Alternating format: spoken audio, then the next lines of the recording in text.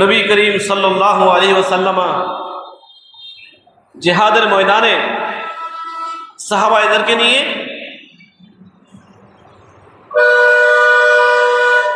প্রস্তুত জিহাদ করবেন।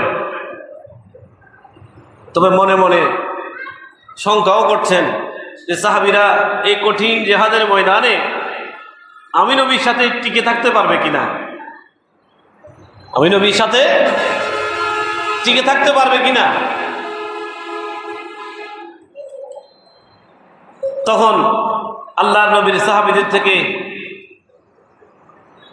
একজনে বললেন, ইয়া রাসূলুল্লাহ, বনি ইসরাইলের উম্মতেরা তাদের নবীকে ফেলে চলে গেছে, তাদের নবীকে একা রেখে নিজেরা নিরাপদ আশ্রয়ী অবস্থান করেছে, আমরা সেরকম থাকবো না। ওরা বলেছে হযরত মূসা আলাইহিস সালামকে, ইযহাব আনতা রাব্বুকা, হে নবী মূসা, আপনি আর আপনার খোদা গিয়ে যুদ্ধ করেন। ফাকাতিলা ইন্না হাহুনা কাঈদুন, আমরা এখানে বসে থাকবো। বনি ইসরাইলের লোকেরা নবী মূসা আলাইহিস সালামকে বলেছে যে হে নবী মূসা, আপনি আপনার খোদা গিয়ে যুদ্ধ করেন, আমরা এখানে বসে থাকবো, আমরা আপনার সাথে যুদ্ধ করতে পারবো না। নাউজুবিল্লাহ বলেন। অথচ যখন যা লাগে সবকিছু আল্লাহর কাছ থেকে এক একটা দোয়া করে করে আসমান থেকে সকল নিয়ামত, তাদের কাঙ্ক্ষিত সব কিছু মূসা আলাইহিস সালাম আল্লাহর কাছ থেকে নিয়ে দিয়েছেন যখন যা প্রয়োজন। কিন্তু যখন যুদ্ধ করার কথা এসেছে, জালুতের সাথে যখন জিহাদের বিষয় এসেছে, তখন তারা মূসা আলাইহিস সালামের সাথে ছিল না, বরং স্পর্ধা দেখিয়েছে, বলেছে আর আপনার রব গিয়ে যুদ্ধ করেন, আমরা বসে থাকবো। ওই সাহাবী সেটা স্মরণ করে দিয়ে নবীকে বলছেন যে ইয়া রাসূলুল্লাহ, কোশ্চিন কানেও আল্লাহর শপথ করে বলছি, আমরা আপনাকে ছেড়ে যাব না। বনি ইসরাইলের লোকেরা যেভাবে মূসা আলাইহিস সালামকে একা ছেড়ে দিয়েছে, মূসা আলাইহিস সালামের সাথে অকৃতজ্ঞতা পোষণ করেছে, মূসা আলাইহিস সালামের সাথে স্পর্ধা দেখিয়েছে, আমরা সেরকম করব না। আমরা ডানেও থাকবো, বামেও থাকবো, সামনেও থাকবো, পিছনেও থাকবো। ইয়া রাসূলুল্লাহ, আপনাকে সামনে রেখে, আপনাকে মাঝখানে রেখে আমরা আমাদের জীবনটাকে আল্লাহর রাস্তায় কুরবান করে দেব। বড় করে বলুন সুবহানাল্লাহ।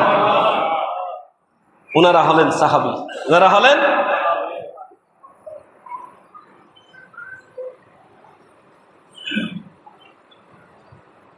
আল্লাহকে পেতে হলে নবীকে ভালোবাসতে হবে। আল্লাহকে পেতে হলে কাকে ভালোবাসতে হবে? নবীকে ভালোবাসতে হবে। আল্লাহ বলেছেন, কুল ইন কুনতুম তুহিব্বুনাল্লাহ, যদি তোমরা আল্লাহকে ভালোবাসো, আল্লাহকে পেতে চাও, আল্লাহর সন্তুষ্টি অর্জন করতে চাও, ফাত্তাবিউনি, আমাকে অনুসরণ করো, আমাকে ভালোবাসো, আমার ভালোবাসা সবচেয়ে বেশি তোমাদের অন্তরে জায়গা দাও। বড় করে বলুন সুবহানাল্লাহ।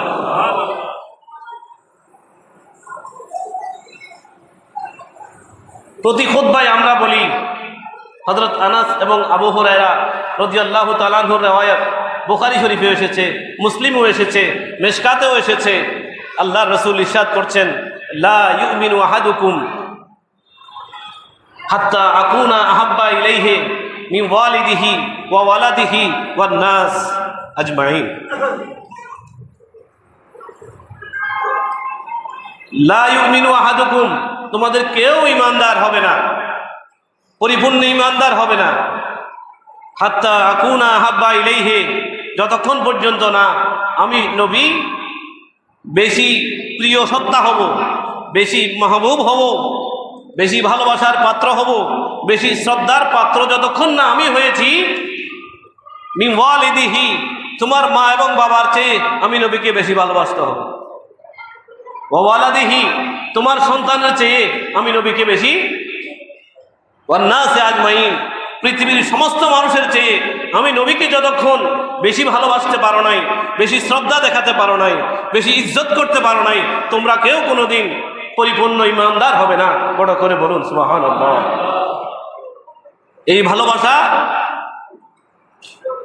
নিজেদের জান কোরবান করে নবীর সাথে জিহাদ করে সাহাবা একরাম বাস্তবে প্রমাণ করে দিয়েছেন। এই কারণে ওনাদের মর্যাদাকে আল্লাহ এত বেশি উন্নীত করে দিয়েছেন। বড় করে বলুন সুবহানাল্লাহ।